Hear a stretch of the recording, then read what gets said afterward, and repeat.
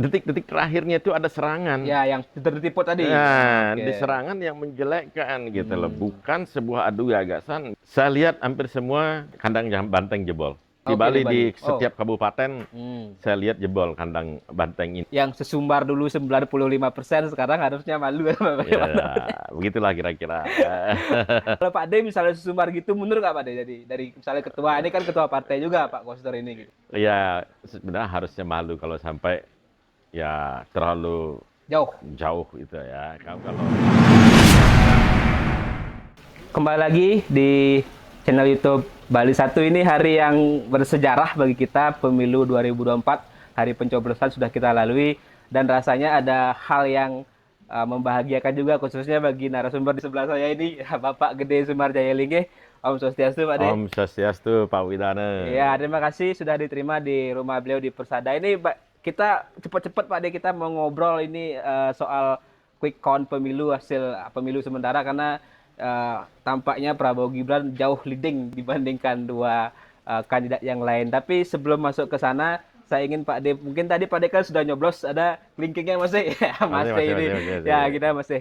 Jadi tadi Pak D nyoblos di Buleleng ya. Mungkin Ya, di sedikit Buleleng. bagaimana situasi di TPS, antusiasme masyarakat. Karena saya di Karangasem, saya merasakan begitu antusias masyarakat datang ke TPS. Ini sepertinya partisipasi pemilihnya lebih tinggi ketimbang pemilu 2019. Mungkin singkat dulu di awal sebelum kita masuk ke hasil quick count yang ini rasanya membahagiakan juga mungkin bagi Pak D gitu di Bali khususnya. Iya betul, hari ini tanggal 14, hari pencoblosan, tentunya kita tahu sudah jam, sekarang ini sudah jam 7. Ya, kita podcast hari ini malam-malam ya, teman-teman Malam-malam ya, kita tahu malam-malam. jam 7, ternyata dengan kemajuan teknologi kita mendapatkan hasil yang hampir akurat, karena dari beberapa foto yang disampaikan ke saya itu sudah hampir 80% hari ini, di mana saya melihat kemenangannya sudah jelas adalah kemenangan Prabowo Gibran untuk di Bali. Jadi tadi saya juga sangat antusias karena saya melihat banyaknya masyarakat yang antusias hadir. Bahkan ada yang dipapah hadir, orang tua yang dipapah hadir, ada yang hujan-hujanan, karena sempat hujan tadi di kampung saya, di Tajun, di Kabupaten Buleleng, sempat hujan, kurang lebih hampir 1 jam hujan, tapi mereka rupanya tidak bergeming dan mereka hadir gitu untuk menyuarakan hasratnya. Nah, saya melihat ini betul-betul adalah hari yang sangat bagus, dan pemilu kali ini saya rasa pemilihnya akan lebih banyak dari pemilu yang sebelumnya. Ya, itu juga yang saya rasakan Pak De di kampung saya di Karangasem, khususnya di Besakeh. Nah, sekarang kita bicara ini kemarin masih banyak perdebatan akan ada 2 putaran. Kemudian juga muncul di masa tenang di tanggal 11 kalau nggak salah, dianggap sebagai hal yang mengganggu juga film Tertiput. Nah, itu dianggap juga akan mengganggu pemilih. Tapi faktanya kalau kita berkaca kepada quick count kan 58% sekarang ya, kisaran di 56 sampai 58. Berarti kan film kemarin itu yang katanya narasi kecurangan yang mengarah kepada paslon 02 nggak ngepek. Bagaimana Pak De sebelum kita nanti ke hasil quick count-nya? Iya, biasanya itu kalau melihat hasil survei begitu rendah hasil surveinya, langsung segala cara dipergunakan. Ya, saya melihat segala caranya apa? Di masa tenang pun dipergunakan. Yang harusnya memang harus kita hormati adalah masa tenang itu tenang. Ya, malah Tapi ini bikin ternyata gaduh gitu. bikin Bikin gaduh, resah. dan akhirnya malah saya lihat dikelola oleh pasangan 02 lebih baik gitu. Ya, kita ketahui Bu Koni juga melakukan injury time, serangan-serangan yang Katanya Pak Prabowo hanya 2 tahun gitu ya? 2 tahun yang saya pikir tidak masuk akal. Masa seorang pemenangan pemilu seperti Mau 2 Rosan ngomong di depan orang, wah ini nanti Pak Prabowo 2 tahun. Nggak mungkin, rasanya nggak masuk di nalar saya gitu loh. Kalau sampai itu yang dibicarakan. Kalau Bu Koninya minta wamen, ya itu wajar-wajar saja, datang ke Rosan untuk berbicara, itu sangat wajar. Tapi kalau seorang pemenangan pemilu ngomong, wah itu kurang wajar. Jadi pada detik-detik terakhir yang itu justru ketika bisa opininya dibalikan, justru akhirnya membuat kemenangan 02 lebih pasti. Artinya Dirty Food ini juga mungkin menjadi artinya yang awal diharapkan sebagai senjata, malah senjata makan tuan gitu atau blunder. Makan tuan, karena saya lihat itu orang akan berpikir kok di masa tenang masih jadi Menyerang gitu ya. menyerang. Jadi teman-teman di voter itu akan sangat eh, menilai, dan karena sekarang medsos ini nggak bisa dibohongin lagi, dan mereka menilai loh masa tenang begini berarti ini adalah pasangan yang tidak menghormati aturan, tidak menghormati daripada hal yang sudah ditentukan bersama. Nah, itu ya, kita kembali coba ke Bali. Bali sendiri ya, saya melihat sekarang ini mereka sangat antusias memenangkan Prabowo Gibran karena ada beberapa hal. Penanganan COVID ya, terhadap pariwisata agak tertatih-tatih kemarin di Bali. Kemudian kita lihat ada sepak bola juga ditolak, Ya, yang mana U20. itu U20 itu yang mana itu sebenarnya akan hadir paling tidak itu 20.000 supporter dan pemainnya yang hadir, yang akan membawa berita baik terhadap Bali ke depannya. Bayangkan 20.000 nanti akan mengupload ke medsosnya masing-masing untuk memperkenalkan Bali, itu kan sangat luar biasa. Mungkin itu juga menjadi penyebab. Yang lain mungkin yang saya rasa juga pemerataan, karena kita tahu pemerataan di Bali ini belum begitu terjadi, karena banyaknya program mercusuar juga yang menyebabkan terjadinya mungkin kebosanan dari masyarakat Bali untuk melihat single mayoritas tunggal itu. Termasuk mungkin maksudnya adalah penolakan terhadap Bandara Bali Utara yang diutarakan oleh Ketum PDIP Ibu Mega, yang ya capresnya Pak Ganjar mungkin juga nggak mungkin berani merealisasikan. Iya, ya begitu, karena kan kita tahu Pak Ganjar juga mengaku bahwa beliau itu sebagai petugas partai. Ya, jadi sudah pasti masyarakat jadi kebingungan, terutama teman-teman pariwisata. Satu pihak airport Ngurah Rai sudah mau penuh, satu pihak tidak ada pemerataan, satu pihak airport mau ditolak. Ya, ini kan menjadi suatu masyarakat jadi tidak punya harapan ke depannya terhadap pariwisata, tidak punya harapan terhadap pemerataan. Itu mungkin yang menyebabkan akhirnya beralihlah suaranya dari 03 menjadi 02 ke Prabowo Gibran. Nah ini, dan saya melihat ke depan mungkin akan lebih baik lagi, karena anak-anak muda sekarang, kaum Z sekarang, saya lihat mempunyai harapan besar terhadap Pak Gibran. Mas Gibran ini kan kita tahu di debat dia begitu santun, tapi sangat cerdas. Terus kemudian di samping santun sangat cerdas, pintar juga. Jadi mengambil momen-momen tertentu di mana ketika berdebat itu ada hal-hal yang bisa dia ambil, tapi diambil secara spontan untuk menyerang lawan. Yang ini tidak hal yang bisa dilakukan oleh anak muda kebanyakan, tapi ini adalah kecerdasan yang ada pada Mas Gibran. Ini menyebabkan mereka menjadi menjadi simpati. Bukan malah antipati. Malah antipatinya ke sebelah gitu. Ke sebelah jadinya. Itu kira-kira, sehingga sekarang ini quick count-nya sangat bagus di Bali, dan mudah-mudahanlah Bali menjadi politiknya berimbang, demokrasinya berkualitas. Selama ini saya bicara demokrasi yang kurang berkualitas di Bali. Mudah-mudahan ke depan semesta merestui Bali ini menjadi demokrasi yang berkualitas, karena ini merupakan jendela bagi dunia. Kalau di Bali tidak ada demokrasi yang berkualitas, ini menjadi sebuah omongan atau pembicaraan di internasional, karena gampang sekali akan disorot oleh internasional, karena banyak sekali pengamat-pengamat internasional. Hari ini hadir pengamat internasional di Nusa Dua banyak sekali. Ya, yang dari forum pemantau pemilu ya? Ya, pemantau pemilu, dan dari internasional semua sekarang berada di Bali, di Nusa Dua. Itu saya dengar tadi, karena saya tadi sudah ditelepon juga oleh TV Parlemen bahwa mereka full tim juga ke Bali, karena meliput daripada pemantau internasional yang hadir untuk pemilu. Nah, kalau pemilunya umpamanya kurang bagus dan kurang berkualitas kan sayang. Bali mempunyai nama yang baik, Bali mempunyai orang yang cukup cerdas, hasilnya nanti pemilunya kurang berkualitas. Nah, mungkin dua poin gini Pak De yang ingin saya tanyakan juga. Ini kan ketika muncul film Dirty Poor itu kan narasinya adalah dugaan kecurangan pemilu. Artinya begini, seolah-olah dinarasikan bahwa pemilu ini akan curang, siapapun pemenangnya akan curang, kan begitu kira-kira konklusi yang nalar berpikir yang ingin dibangun gitu.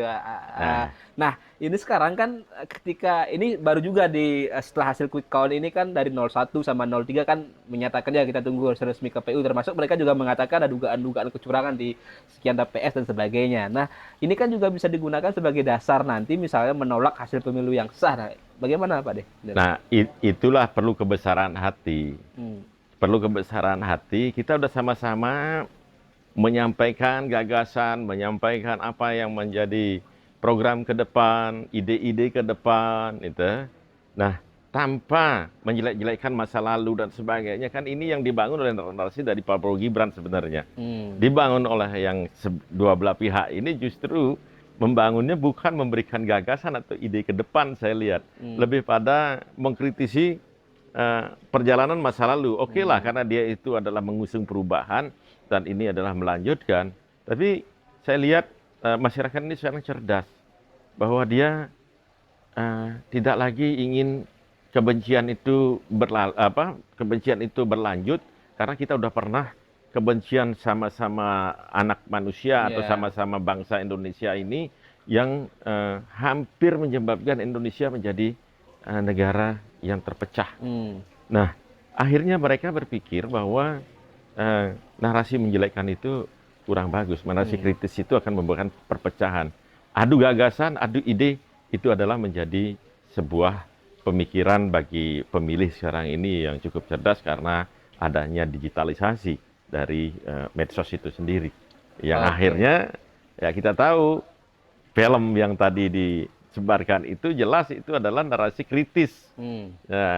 Dan tidak akan seolah-olah karena sudah surveinya jelek terus bahwa ini akan curang dan sebagainya. Kita tahu semuanya sekarang ini jujur, adil dan sebagainya. Gimana caranya curang? Saya nggak ngerti. Saya justru tanya-tanya kemarin di KPPS dan sebagainya. Ada kemungkinan curangnya? Waduh, gimana caranya Pak? Ini sekarang semua dipantau. Saya sendiri memantau. Saya punya tim yang memoto langsung memvideokan hasil daripada itu yang di plano itu untuk diteliti bersama. Nah, terus di mana sekarang caranya? Kalau sudah semua punya, nah, kan nanti kan ada juga nanti pengaduan tidak terimanya boleh saja, tapi kan semua ada bukti karena sekarang ini semuanya digital. Mudah-mudahan nanti kita terima ini 2029 masih ada lagi pemilu. Tenang aja. Jadi masih ada 2029 ada pemilu, mari kita lanjutkan di 2029 lagi kita beradu gagasan, beradu ide. Ya, itu harapan saya kepada yang kalah. Tentu yang menang juga jangan terlalu berbangga diri, dan saya yakin Pak Prabowo dan Mas Gibran akan tidak berbangga diri sekali, karena saya tahu kemarin juga Pak Jokowi ketika menang juga tidak terlalu berbangga hati, bahkan adoptif terhadap semuanya. Nah, secara nasional kan quick count-nya itu kisaran di 56-58. Ini kan sebenarnya juga kalau hasil survei beberapa lembaga survei kan di kisaran 49, bahkan ada juga yang di 50. Itu kan masih di rentang margin of error. Belum lagi kita bicara ada undecided voters atau swing voters, itu mungkin juga yang berpengaruh terhadap suara sampai 56-58 ini. Iya, saya pikir itu, dan malah justru saya berpikirnya karena detik-detik terakhirnya itu ada serangan. Ya, yang Dirty Poor tadi. Nah, di serangan yang menjelekkan gitu loh. Bukan sebuah adu gagasan. Misalnya kalau adu gagasannya, kan di sini ada makan gratis, ada susu gratis. Ya, mungkin kalau mau adu gagasan, mungkin genjot. Saya kan beasiswa untuk pelajar-pelajar Indonesia akan ditingkatkan untuk ke luar negeri gitu loh. Ya, mungkin itu akan menjadi daya tarik sebuah gagasan, sebuah harapan. Tapi ketika diserang, maka semakin mengental yang tadinya masih ragu-ragu, maka menjadi pembela terhadap Prabowo Gibran. yang diserang gitu oke. loh. Itu kira-kira. Ya, terakhir Pak De, ini kan tadi walaupun kita belum lihat ya, artinya kalau Bali kan belum kita lihat hasilnya, itu kan secara nasional Bali detailnya belum kita lihat, tapi keyakinan Pak De kandang banteng jebol di Bali. Saya lihat hampir semua kandang banteng jebol. Hampir semua. Termasuk di Bali. Enggak, maksudnya di Bali. Oh, Di oke, Bali di Bali. di setiap kabupaten saya lihat jebol kandang banteng ini. Ini karena ya tadi saya bilang bahwa pemerataan belum terjadi, banyak hal lah yang telah dilakukan oleh pemerintahan Bali yang dimana mereka kan mayoriti. Nah, ini menjadi ketidaksetujuan dari sebagian pihak masyarakat Bali yang akhirnya, dan sebagian juga adalah karena mereka tahu kinerja Pak Jokowi, bagaimana dia berjuang tentang Bali, bagaimana dia berjuang tentang kondisi perekonomian kita, tentang kita lepas dari pandemi, lepas dari krisis, itu mungkin menjadi sebuah pertimbangan bagi yang masyarakat Bali. Sehingga akhirnya Astunggare di Bali, Prabowo Gibran menang, dan ini akan menjadikan demokrasi yang berkualitas. Ya, dengan jebolnya kandang banteng, kemenangan Prabowo Gibran 1 putaran, apakah artinya juga akan berimbas kepada pilkada di November kalau nggak salah ya, kalau tidak dimajukan begitu? PDIP bisa kehilangan kursi gubernur dan bisa direbut oleh koalisi lah, kita katakan pendukung Prabowo Gibran sekarang. Segala kemungkinan bisa terjadi. The art of possible katanya, yang namanya politik. Dan kita lihat sekarang yang tadinya impossible, Prabowo Gibran menang di Bali, ternyata hari ini Prabowo Gibran menang. Walaupun baru quick count, tapi saya yakin bahwa itu akan menang, dan hampir seluruh kabupaten memenangkan Prabowo Gibran. Tidak menutup kemungkinan juga nanti seluruh pilkada bisa dimenangkan oleh Koalisi Indonesia Maju di Bali. Oke, berarti koalisi ini akan tetap solid berlanjut sampai pilkada? Ya, kita harapkan nanti berlanjut sampai pilkada, dan saya berharap kita bisa menikmati pesta demokrasi. Artinya kalau pesta demokrasi tidak ada keributan, ya mari kita sama-sama beradu ide dan gagasan, kemudian kita lakukan pilkada dengan baik. Setelah itu, mari bersama-sama lagi membangun. Kita ada pariwisata, kita ada pertanian di Bali, kita adat dan budaya di Bali, ya. Mari kita jaga sosial community kita di Bali, sehingga menjadi kebanggaan kita bersama menjadi penduduk Bali. Berarti yang sesumbar dulu 95% sekarang harusnya malu ya, begitulah kira-kira. Kalau Pak D misalnya sesumbar gitu, mundur nggak Pak D? Jadi dari misalnya ketua, ini kan ketua partai juga Pak Koster ini gitu. Ya. 95% sekarang kandang banteng jebol, gimana kira-kira? Nah itu dia. Ya sebenarnya harusnya malu kalau sampai ya terlalu jauh itu ya. Kalau sekedar turun 10-15% oke lah gitu ya.